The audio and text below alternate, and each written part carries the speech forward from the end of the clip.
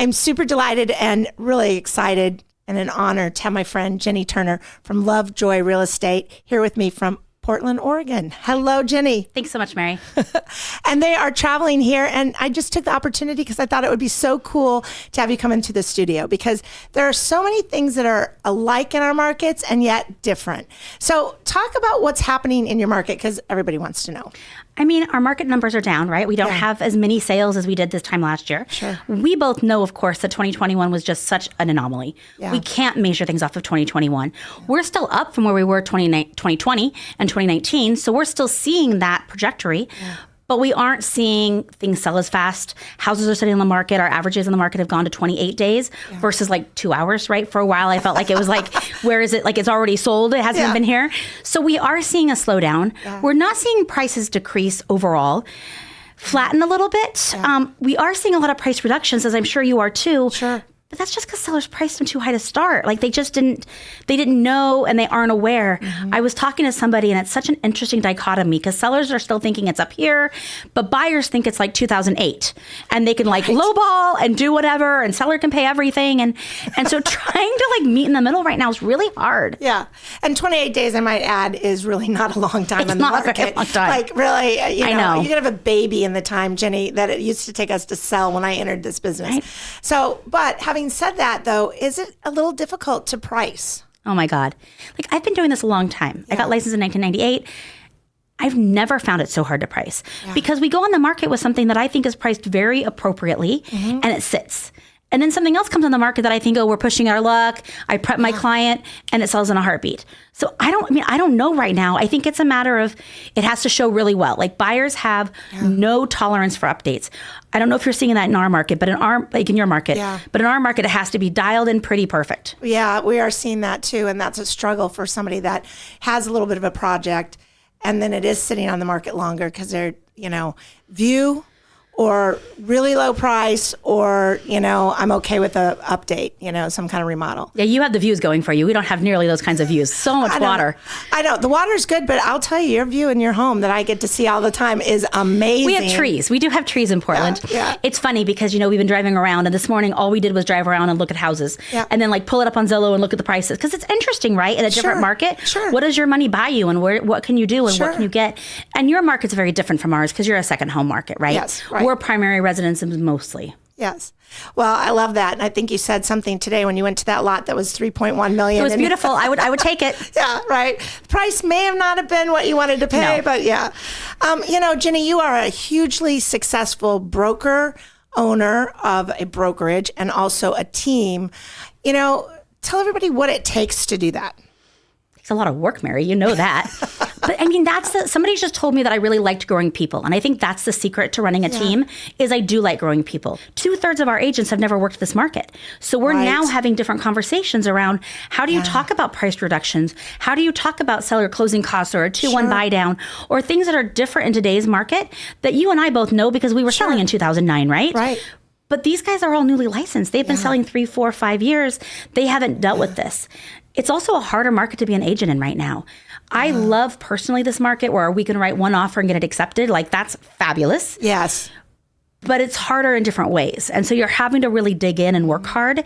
And I hope we see some of the agents not make it. Like I hope we see some of the people who are just kind of part-time agents out there floating decide this isn't the industry for them. Yeah, because as we all know, if you're not practicing every day, if you're not in the market, you're really doing an injustice and disservice to your clients. You don't know the market, right? Right. Like I just went pending on one of our listings significantly over asking. There was no reason for that. But the agent just didn't know, right? The agent just didn't have the experience to know that today's market is different than March's market was. Sure. And so it is all about education and about seeing what's out there and being able to say to your clients, oh, that's a good deal. Yeah. Like, here's a good opportunity. Right. Or this one's not. We should wait. We should give it some time. Like, maybe it'll be a good opportunity in 30 or 60 or 90 days. Sure. But today it's overpriced. Well, you bring up a good point, Jenny, because right now we've come through Ian, which was a big storm.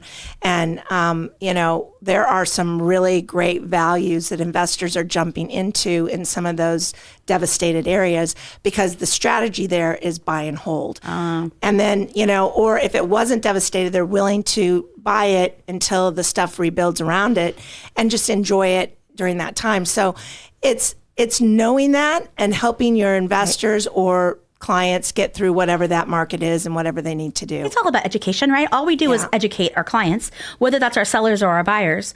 And for some of my sellers right now is not the time to sell. Right. And some of them, it is the right time to sell, right? Sure. Buyers and sellers move because of their life, not because of the market. Yes. They buy or sell because of divorce, marriage, new jobs.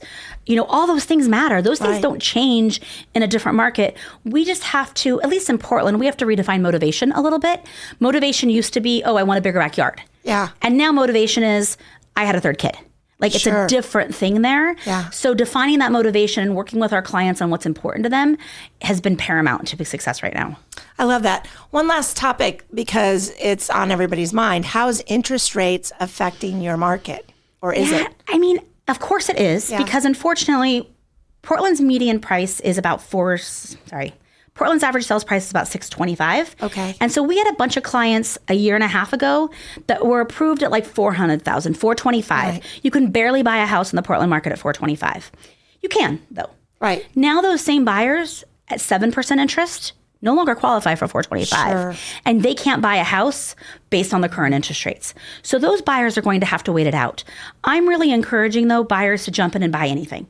Don't wait for rainbows and unicorns and pretty shiny champagne things. Just jump in the market. I know, love that. but like sometimes buyers are like, but I'm going to live here forever, Jenny. And I'm like, you're not. This is a 2-year plan. 2 years. Yeah. Because we just have to get them in the market because those buyers can't save as fast as the market's going up still. Yeah. And so, yes, they're going to refinance. The rate's not going to be 7% or 6.5% or 6% forever. Yeah. I'm surprised it's as high as it was. If you would have asked me a year ago on your show, I would have told you no way in hell would we see 7 by now. Right. So I'd have been wrong, right? I'd have been wrong. Yeah. But I do think in 12, 24, 36 months from now, it's going to come back down and buyers are going to refinance. So as long as they can afford the house right now, I am encouraging them to jump in. But maybe they're taking on a little bit more projects than they wanted. Maybe they're not buying in the exact school district they really wanted to be. There's some compromise there in our market. Yeah. But I think that's part of our differences between your market and our market because we have more of that first-time home buyer market, right? Yeah. Do you have any of that here? We do. Up in the area north of us from where I'm sitting here in Marco Island, but in our Naples office and our Fort Myers office for sure.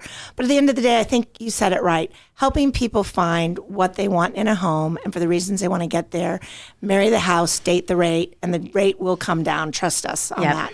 And I love your approach, Jenny. Not only do you run all this amazing team out there, but you're also an individual contributor helping people make these decisions day in and day out. Like, that's the fun part, right? Like it's fun to get in a car and show a house and take what people are saying on paper that they want and put that into the actual, this is actually what they meant. Sure. So that feeds my soul. So I'm always going to do that.